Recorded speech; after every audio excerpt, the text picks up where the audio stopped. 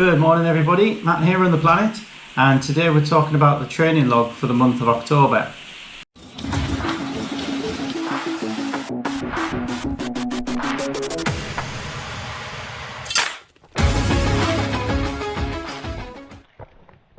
It's been quite a busy month. We had a couple of races at the start of the month, one at Chester, one at Silverstone. So we'll go through a little bit of that. But first we'll go through the training log and updating what we've been doing. Obviously because of the races, the races were at the very start of the month. So I had one run before the first race, which was the Chester Marathon. So that first run was just an easy aerobic run. The second week of the month, it was essentially as a bit of a mini taper. Dealing between the two races, so it was all about trying to recover as best as I could rather than just sitting still and doing nothing. I made an effort to get out there and get some miles in, so that was something I'd never done before. So basically after the marathon, that was on the Sunday. Then on the Monday we took a rest day. Tuesday went out and ran 5 kilometers. The Wednesday went out and ran 6 kilometers at relatively easy paces. Then had Thursday off, and then the Friday run that I did was a 10k tempo run, and that was trying to get the legs back up to speed to run at a marathon pace. The first couple of runs through the week felt quite difficult to do. There was a little bit of stiffness in the legs, so it was hit really hard, but just trying to get the legs back to good quality and good health, good fitness. But by the time I did the 10k tempo run, my legs had felt like they recovered a lot. They weren't 100%, but it was in good shape. So on the Saturday, didn't do any running. I was obviously travelling down to Silverstone on the day, and then we went on and did the Silverstone race. And the concern for the race was that I wouldn't have the freshness. I felt fresh at the start, but I was concerned that I probably would fade at the end. But fortunately, it did do really well. Set a new PR in the half marathon. 1 hour 35:58 was the time that we got. So it's trimming off something like 3 or 4 minutes off my PR time. So can't complain with that. And knowing the legs aren't 100% as well. And then after that, I had an easy walk run down at a National Trust site. So when we were down in the area, we stayed a couple of days down in Silverstone, where the race was, and we went out and went to a couple of National Trust sites. So one was Waddesdon and the other one was Stowe. So they're really good places to get out and for a walk. Great park areas on there. But there are also good places to run as well. So there's a couple of videos of those on the channel, so if you're interested in taking a look. Yeah, so for the rest of that week, then the middle week of the month, we basically just took that week off. So it was a chance to, after all the training, all the hard running that we've done through the year, and after the 2 races, it was good to have a break between training blocks before we get started again on something else. So So 1 week after that, went out and the first run was just a 12k easy run.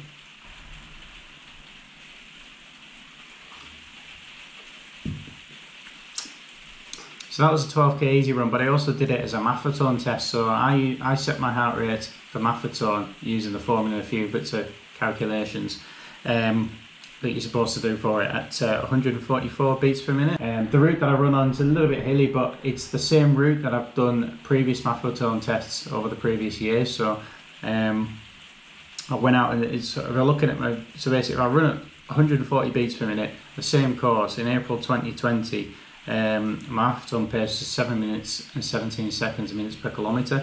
February 2021 dropped that down to 6 minutes and 1 second, and this run was 5 minutes and 46 seconds per kilometre. So there's obviously continuous improvement.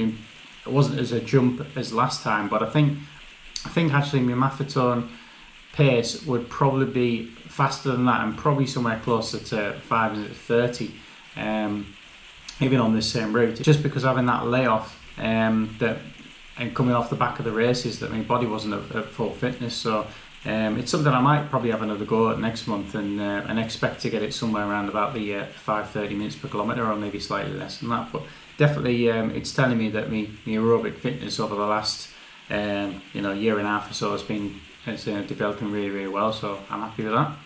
So yeah, I'll put all the stats on the screen for the training for the month, but just looking here, we're looking at about 240 kilometres. I've got to run today and tomorrow to finish off the month, so it should be somewhere around that region. We had obviously the 2 long runs, which are essentially the races that we did, the marathon and the half marathon. We had 5 speed sessions and 10 or 12 aerobic sessions for the month, but I'll pop it all on the screen exactly what we've done for the month.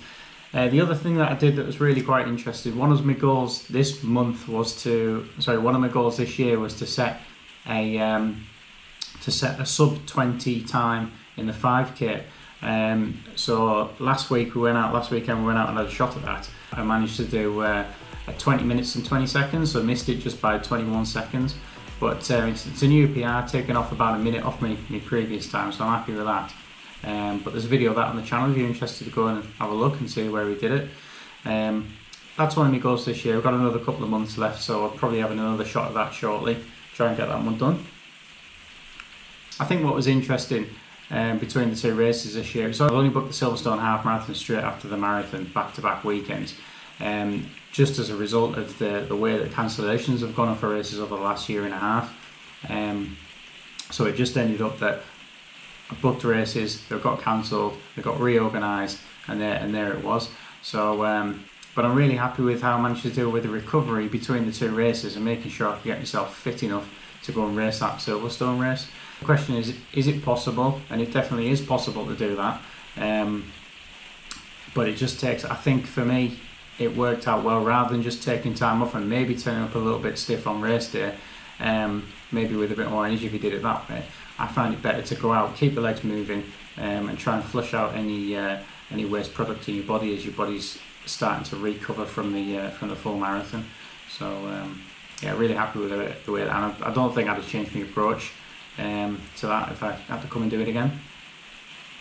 Obviously some things that I want to work on coming out of the Chester Marathon. If you've seen that video, if you haven't seen it, there's a few videos actually on the channel of the races that we'll be doing this month, so maybe go and take a look at that. But what came out of it was I struggled with cramp towards the end of the run, which was a little bit disappointing, and I still came in with a reasonably good time of 3 hours and 40 minutes. But what I want to work on is more on the nutritional side probably, and probably just trying to train out cramp a little bit more in my body. And I've probably run over the last couple of years 7 or 8 marathons, or marathon distances at kind of race speed. But there's obviously still some work to do. I used to, when I first started running half marathons, I had a bit of cramp in that, but no, I would never have. I don't think I'd ever get cramp again in half marathon distances. But it's just something I work at. I don't know if maybe I do like to train the marathon distance in my training. Not all the time, but maybe once every couple of months or something like that.